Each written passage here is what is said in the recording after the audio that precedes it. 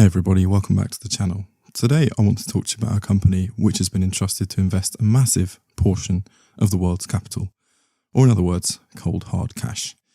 In fact, you might be shocked to hear that the assets under management of this company are worth almost $10 trillion. Not 10 million, not 10 billion, 10 trillion. That's one with 12 zeros. And that's despite the fact that many of you watching this video will never have heard of this massive company which operates silently in the background of all of our lives. And this is a company which has also managed to grow dividends consistently over the last 12 years, making it potentially an incredibly attractive target for investment. Today I'm going to be talking about BlackRock, one of the world's largest asset managers and a stock which is currently looking attractively priced given all of the factors in its favour. The American company BlackRock was founded in 1988, and since then it has grown into a multinational investment management corporation based in New York City. BlackRock currently operates globally with 70 offices in 30 countries and clients in 100 countries. But what does multinational investment management corporation mean? And why has BlackRock been trusted with $10 trillion? Well, allow me to explain. BlackRock is the world's largest asset manager, meaning it manages mutual funds, exchange-traded funds, or ETFs, trust funds, and other pooled investment vehicles. If you've ever heard of Vanguard, founded by Jack Bogle, BlackRock is a company which does a very similar thing. In addition to the fund side of the business, BlackRock also offers technology services, including the investment and risk management technology platform Aladdin, as well as advisory services and solutions to a broad base of institutional and wealth management clients. For the purposes of this video, however, we'll be focusing on BlackRock's core business, which is operating funds. At its core, this means taking money from individuals and organisations and investing it in various places: the stock market of a particular country, the bonds of a particular country, certain commodities, and more.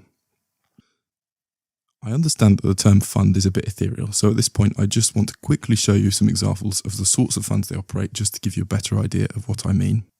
Screen grab mode here, just so you can see some of the funds. So we've got a variety of different asset classes. So we've got equities obviously being the biggest one, also bonds here, or fixed income, real estate. You can see there's a variety of different sort of funds here, often formatted in the sort of ETF sort of format, so that's very popular at the moment, with the S&P 500 one being the most popular product at the moment, with $303 billion in assets. Also, you can see that the company is also covering a variety of different markets here as well. So there are a lot of different products. If I just look at commodity quickly, you can see that we're talking about gold, silver, a variety there as well. So we've got a lot of money being invested across all of these different products here, both on the institutional and sort of retail side of the business. So this is what I mean by funds. It's ETFs, it's other different sort of structured products which people are investing in. So obviously you can just see that there are loads of these and a lot of money being invested in each one of them. So in any case, the bottom line here is that BlackRock earns money by earning fees on all of the funds that it operates. BlackRock has a wide customer base, serving a diverse mix of institutional and retail clients across the globe. These include tax-exempt institutions, such as pension plans, charities, foundations and endowments, official institutions, such as central banks or sovereign wealth funds, supranationals and other government entities, taxable institutions, including insurance companies, financial institutions, and other corporations. But they also provide services to retail intermediaries, such as retail stockbrokers and trading platforms.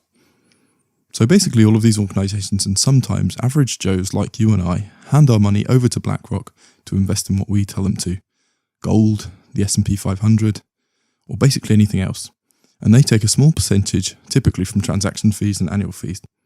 But thanks to the fact that we're talking about 10 trillion in total being invested by BlackRock, these small percentages and fees really start to add up and become massive profits for those who are shareholders in the company. While there are a lot of asset management firms in the world, BlackRock is the lion of the space based on assets under management.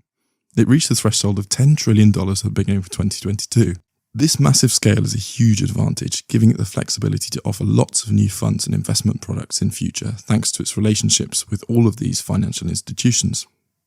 One positive for me for BlackRock is the fact that 74% of its assets under management are cash, ETFs, and index funds.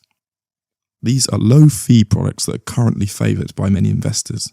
Nowadays, we see investors seeking investments in index funds and ETFs that are low cost. This goes against the actively management funds that have to outperform to justify their existence.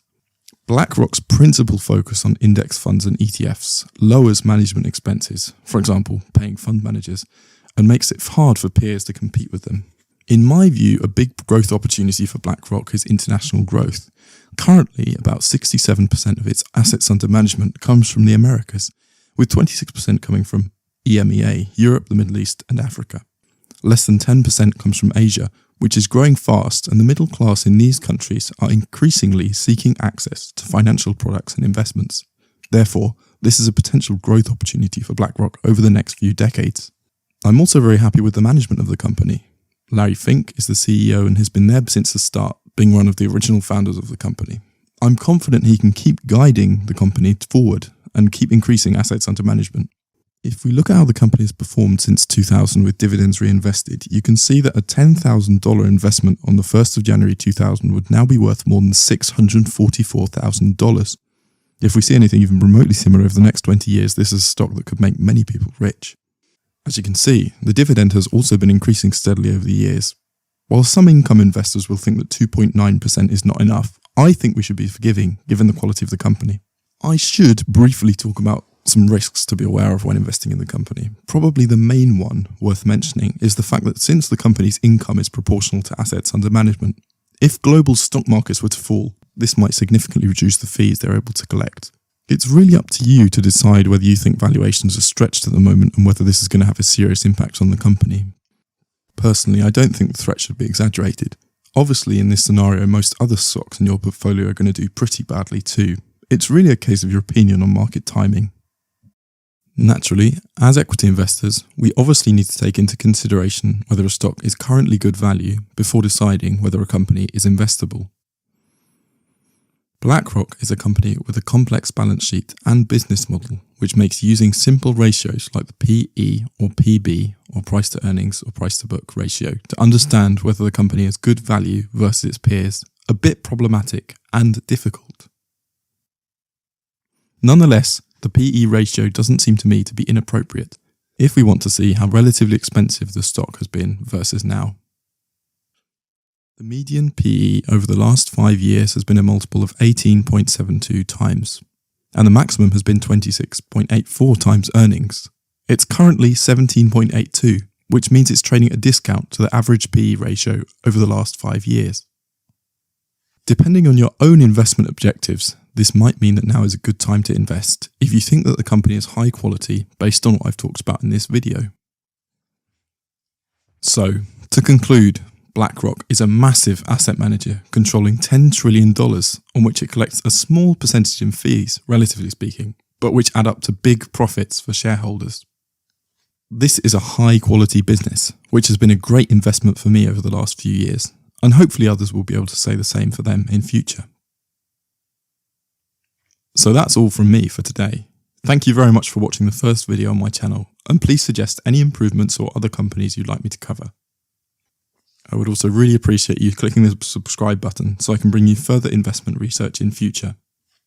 Thanks for visiting, and see you in the next video.